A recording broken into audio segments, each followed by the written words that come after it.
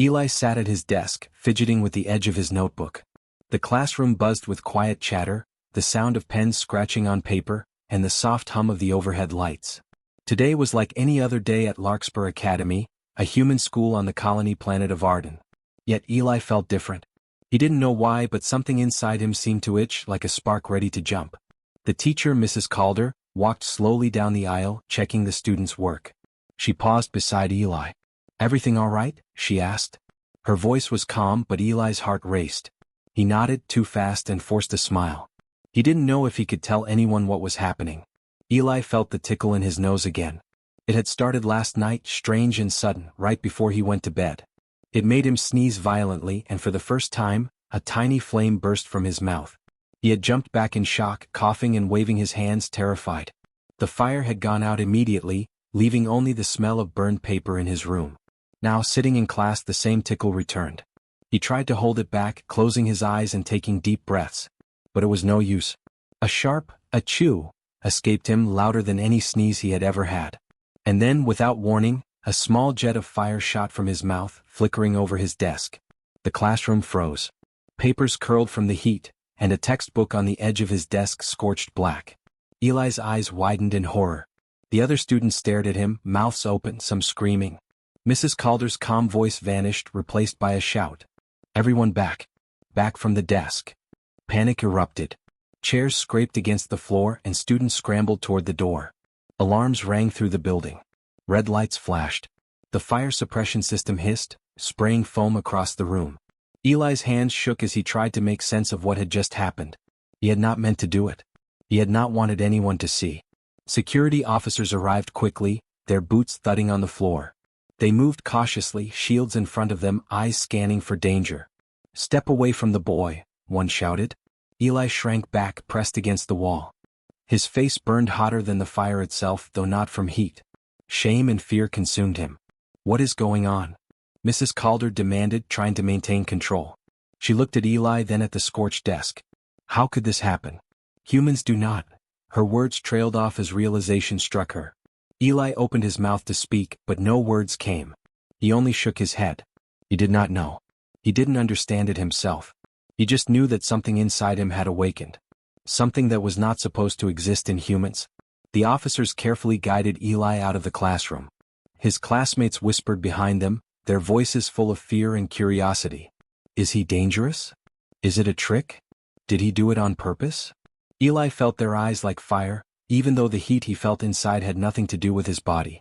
Outside the school, the sky was clear, but Eli could sense the strange energy stirring beyond Arden. Far above, in orbit, ancient sensors hummed to life, awakening to detect the fire he had sneezed. Thousands of miles away, in the emptiness of space, dragons stirred on their massive ships. They had been asleep for centuries, waiting for this moment, waiting for someone like him. Back on the ground, Eli was placed in a containment unit, a quiet room with reinforced walls and soft lights. Scientists and teachers watched through thick glass. Machines monitored his temperature, pulse, and even the strange energy that pulsed around him. Eli sat on a small cot, hands folded, staring at the floor.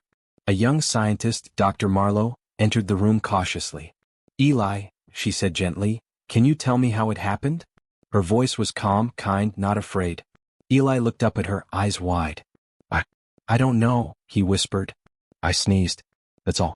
It just came out." Dr. Marlowe nodded slowly. "It's okay. You didn't do anything wrong. But it's not normal. Humans don't breathe fire." Her words made Eli shiver. He knew that. He had always known. And yet, here he was, something different, something impossible. Hours passed. Eli was alone, watched from every side by curious and cautious eyes. He tried to sleep, but the tickle in his nose came back again and again. He feared that if he sneezed again it might be worse. He didn't want to hurt anyone. He didn't want to be locked away. Far above, dragons shifted on their ships, wings folding against their armored backs. They spoke in low tones, their voices vibrating through the void. "He is awake," one said, ancient and strong. "The fire is his. He belongs to us." Another replied, softer but firm, "We cannot rush. Humans do not understand him yet. But we must come. We must claim him before others do." Eli had no idea about the dragons. He did not know that his sneeze had been heard across the galaxy, that it had awakened a long-forgotten connection. All he knew was the fear, the heat, and the strange thrill that tingled in his chest. He was not like other children. He was something new. Something dangerous. Something that would change everything. That night, Eli stared at the ceiling of his containment room, listening to the quiet hum of the machines. He could not sleep. He could not stop thinking about the fire. And somewhere, far above, dragons began to move, following the trail of a human boy who had sneezed fire, unaware that his life, and the galaxy, was about to change forever. Days passed after Eli's sneeze. The school was closed, the classrooms cleaned, but no one spoke of what happened. People whispered in hallways and homes in the streets of Arden Colony. Some said Eli was dangerous. Some said he was special. But no one knew the truth, not even Eli himself. He stayed in the containment room, watched by scientists and security officers. They asked him questions, ran tests, and measured every pulse of heat and energy that came from him. Eli tried to cooperate. He answered slowly, carefully, afraid that if he moved too fast or spoke too loud, fire might escape again. Every tickle in his nose made him nervous. Then on the third day the sky changed. At first it was subtle. A shimmer above the clouds, like sunlight broken in a prism. People looked up and pointed, wondering if it was a weather effect. But it wasn't natural. The shimmer grew into shapes, massive silhouettes moving against the blue sky. They hovered silently, too large to be ordinary aircraft. News spread quickly. Screens in homes, schools, and public centers showed huge, shadowed forms orbiting above the planet. Humans panicked. Military forces scrambled ships. Radar and sensors could barely track the objects. Some called them invaders. Some called them a miracle. Eli watched from his room, the small window showing the strange sky. His heart raced. Something inside him whispered that this was connected to him, that the fire he sneezed had called them. He did not know why, but he felt drawn to the sky even through reinforced glass. Dr. Marlowe came in again holding a tablet. Eli, we don't know what these are yet, she said. But I think they came for you. Eli shook his head. For me? How? Why? He pressed his hands against the glass, wishing he could fly up and see them closer. The tickle returned in his nose, faint but persistent. He swallowed hard, afraid of what might happen if he sneezed again. Outside, the objects revealed their true forms. Dragons. Not small fantasy creatures, but massive beings, wings stretching hundreds of feet, scales shining in colors humans had no words for. Their eyes glowed softly, intelligent and calm, observing the planet below. They did not attack. They did not roar. They hovered like guardians waiting. Humans panicked further. Military commanders called for defense. Civilians fled to shelters. Scientists debated, arguing over what to do. Some wanted to communicate, some wanted to fight, some wanted to flee. But Eli knew in his chest that these dragons were not enemies. Somehow he felt it. A calm officer called through the building's intercom. We are receiving a signal, it is directed at Eli. The voice trembled. The room went silent. Eli's pulse thumped in his ears. The screen in the room lit up with strange symbols, moving like language but unlike anything humans had ever seen. Dr. Marlowe leaned close. They're talking to you. I think they know you can understand them, somehow. Eli hesitated. He swallowed. A small, almost invisible warmth started in his chest. He did not speak, but in his mind he heard a voice. Soft, deep, calm. Child, we have waited. You are ours. You are fire made flesh. Come to us. He jumped back, eyes wide. I don't understand, he whispered. His voice shook. Why me? Because your fire is ours. Because we gave it. Because you belong to a long promise. Eli felt the words like wind brushing his skin. They did not frighten him. They made him feel known. He pressed his hands to his chest, trying to calm the heat inside him. Somehow he felt that if he refused, things would get worse, not just for him but for everyone. The dragons began to descend slowly, their wings folding like sails. Humans on the ground scrambled, trying to intercept. But the dragons moved with purpose, not haste. Military ships approached, lasers ready, but the dragons stopped them easily with shields of energy. Not a single human was harmed. Eli watched it all, awe filling his chest. The fire inside him flickered, tiny and warm. He realized he could feel them even though he was grounded. Somehow their presence strengthened him, calmed him. He could sense their intention. They were not here to destroy. Dr. Marlowe spoke softly. Eli, they are asking you to come. You have a choice. But I think this is bigger than us, bigger than this planet. Eli nodded slowly. He did not fully understand, but he trusted the feeling. He had always known he was different. Now he understood that difference was not a curse. It was a signal, a calling. The dragons landed near the school, careful not to harm buildings or people. Their massive forms towered over everyone, yet their eyes were gentle, watching for fear. The humans around them froze, unsure of whether to fight or flee. Then, from the containment room, Eli stepped forward. The doors opened automatically, the locks disengaging as if the building itself recognized him. The tickle returned, and this time he sneezed, not a wild burst, but a controlled flame that rose in a gentle arc toward the sky. The dragons responded instantly, their wings flaring in recognition, shimmering lights echoing his fire. Gasps filled the room. Humans watched in awe and fear. Eli looked at the dragons, and for the first time he felt that he belonged somewhere, though he did not yet know where that place would be. He took a deep breath and whispered, I think I am ready." The dragons lowered their heads, one by one, eyes locked on him. The sky above Arden shimmered with scales and firelight. Humans had never seen anything like it. And Eli, the boy who had sneezed fire in a classroom, now realized that the galaxy had noticed him. The dragons had answered, and nothing would ever be the same again. Eli sat on the edge of a smooth stone platform aboard the largest dragon ship. He could barely see the floor below through the massive open space. Around him, dragons moved silently, their wings folding like sails and tails curling with careful grace. He was afraid, but not of them. Somehow he felt that these creatures were not enemies, they were guardians. Dr. Marlowe and a small team of humans followed cautiously behind him, stepping lightly on the polished floor.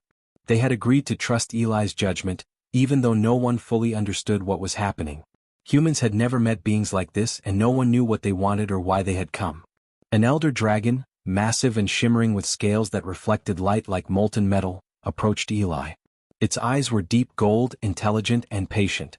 "Child," it said, its voice vibrating in the air, "you carry what we planted long ago." Eli froze. "Planted? What do you mean?" His voice trembled. He wanted to understand, but he also feared the answer. The elder dragon lowered its head closer to him. "Long before your kind spread among the stars, we saved humans from extinction. We gave them gifts hidden in their bodies. Fire, strength, resilience. Traits that would awaken only in the most unusual of children, in the most important of times. You are the first to awaken fully. You are our signal, proof that the promise remains." Eli's mind spun. He had always thought he was ordinary. He had dreamed of being special, of doing something that mattered, but he never imagined this. You mean I was chosen?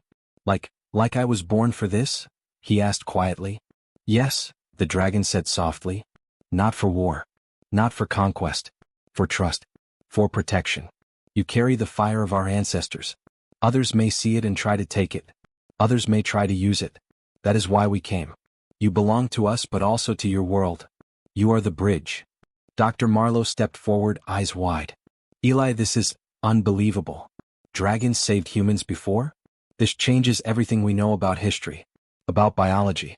About everything." Eli looked at her, feeling the heat in his chest. Why didn't anyone tell us?" he whispered. "Why didn't humans know?" The elder dragon's wings flexed, a slow, heavy movement. "Because humans needed to grow without us watching. They needed to learn strength, courage, and curiosity on their own.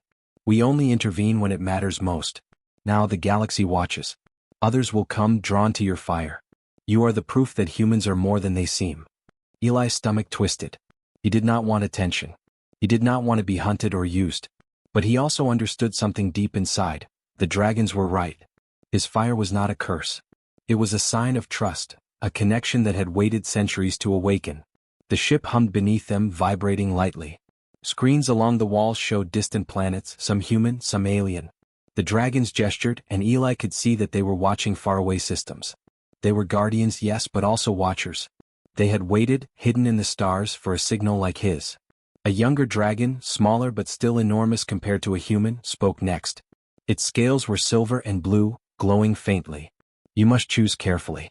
You can remain on your world, among humans, but your life will never be normal. Or you may come with us, to learn, to control your fire, to become the bridge between worlds. The choice is yours." Eli swallowed hard. His heart thumped. I don't know if I can do that. I don't even know what it means to control this fire." The elder dragon nodded. "Control comes with understanding. Understanding comes with trust. Trust comes with experience. We will teach you." But first you must know the truth of your kind. Humans are stronger than they realize. Your courage, curiosity, and kindness are proof of that. Your fire is proof that humans are not ordinary. Dr. Marlowe stepped close to Eli's side. Eli, I know it's scary, but think of what this could mean. You could learn to use your fire safely. You could protect people. You could help humans and dragons understand each other. This is bigger than just one boy. It's about the future. Eli looked at the dragons again. Their eyes were patient, waiting for him to understand. He felt a warmth inside his chest, stronger than the fear.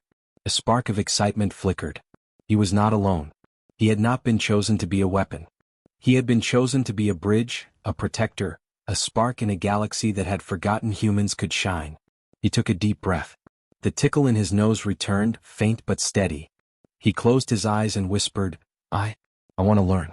I want to control it. I want to do what's right. The dragons lowered their massive heads together, a gesture of approval. Their voices resonated together in a deep, harmonious tone. Then you begin the journey, child. You will learn. You will grow. You will become the proof that humans are more than their world believes. Eli opened his eyes. The ship hummed around him. The lights reflected off the dragon's scales, shimmering like stars. He felt small, yes, but also alive in a way he had never felt before. The fire inside him was no longer a secret. It was a gift, a promise, a connection to beings that had waited centuries for him. Dr. Marlowe placed a hand on his shoulder. Eli, the galaxy will watch you. Humans may fear you, but they may also learn from you. You can change everything. And you won't be alone. Eli nodded. He felt the warmth spread from his chest to his fingertips. His fire was part of him, but it was not dangerous if he learned to control it. He would not hide anymore. He would not be afraid. Outside the ship, the sky of Arden shone blue, calm, as if waiting for him. And somewhere in the distance, across the stars, other dragons stirred, sensing the awakening of human fire. Eli was no longer just a boy. He was the first of something new. He was proof. And the galaxy would never be the same. Eli stepped carefully onto the wide platform of the dragon ship. The wind from the massive wings above stirred his hair and brushed against his face. He had learned a little control over the fire inside him. It no longer escaped in wild bursts. Now it glowed faintly when he was nervous or excited, like a small light inside his chest. Humans were still unsure about him. Some wanted to study him, others wanted to protect him, and a few were afraid.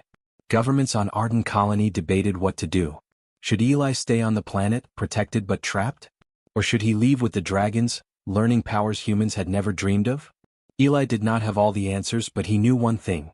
He could not ignore the dragons. He felt connected to them in a way he could not explain. And yet, he could not leave his world completely. Something inside him wanted both, to belong to dragons and to remain human. The elder dragon who had spoken before noticed his hesitation. You are not alone, child, it said. Its golden eyes looked deep into Eli's. You are between two worlds, but that is not a weakness. It is a strength.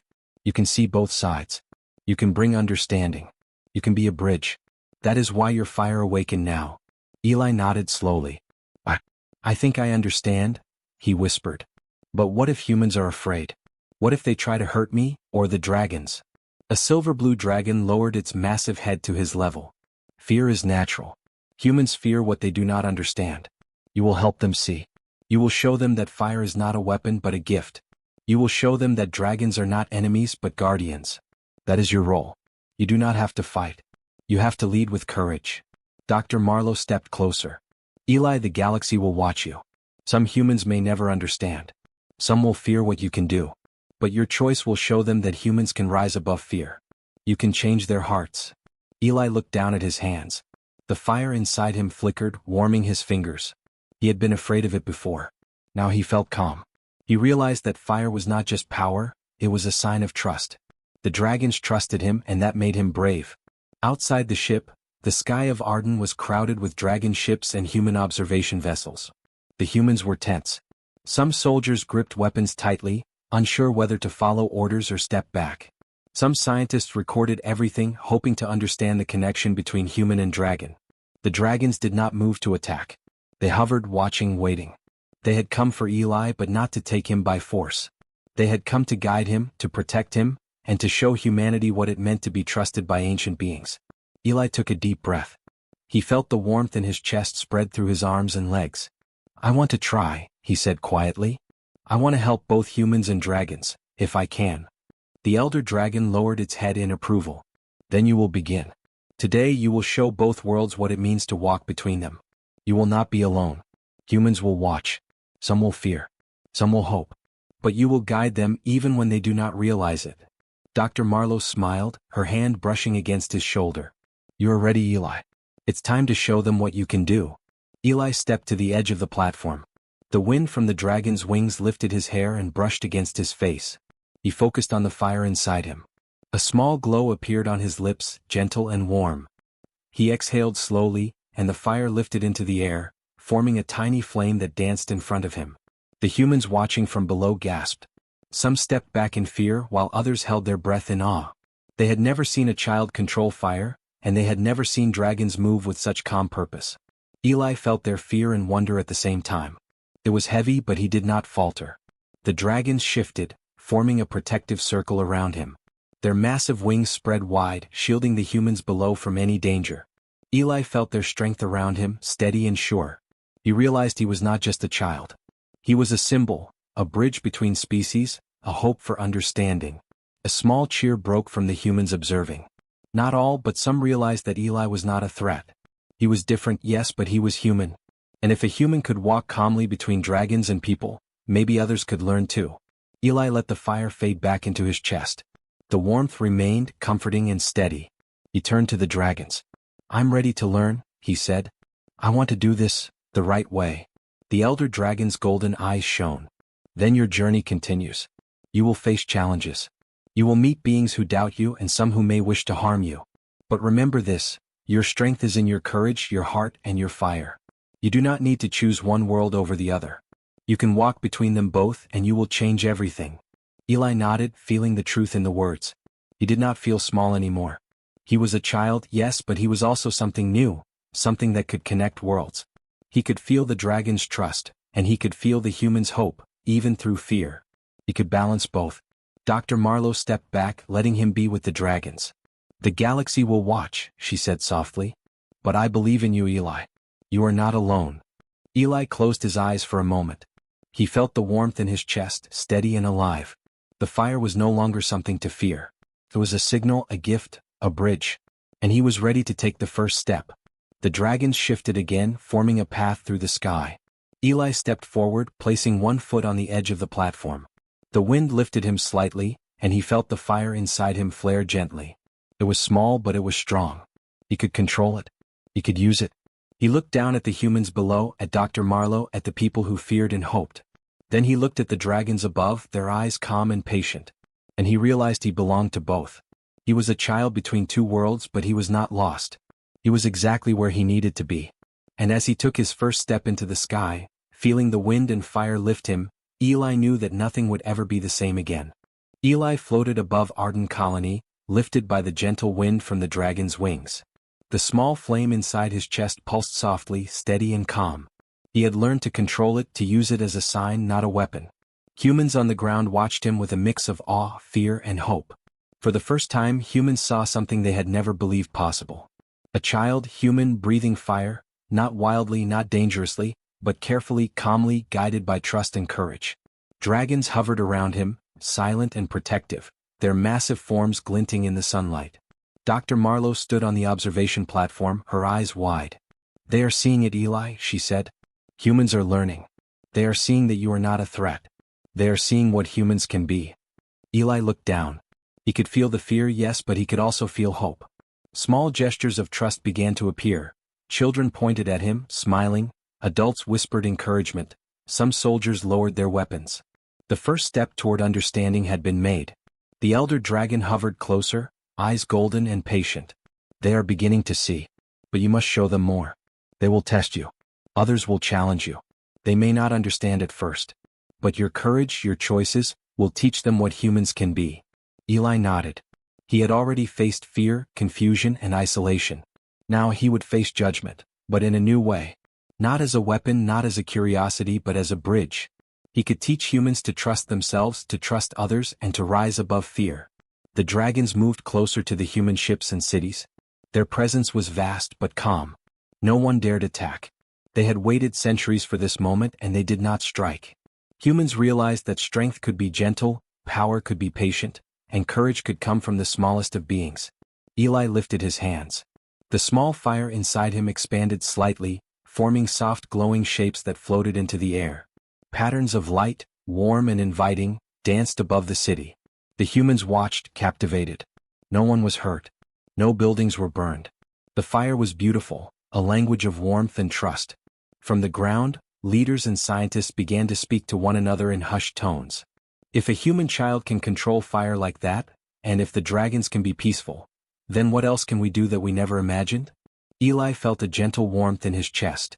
The dragons flanked him, wings partially spread, casting shadows like protective banners. He realized that trust had created this moment. His fire, once chaotic and frightening, now symbolized hope. A younger dragon landed nearby, lowering its massive head.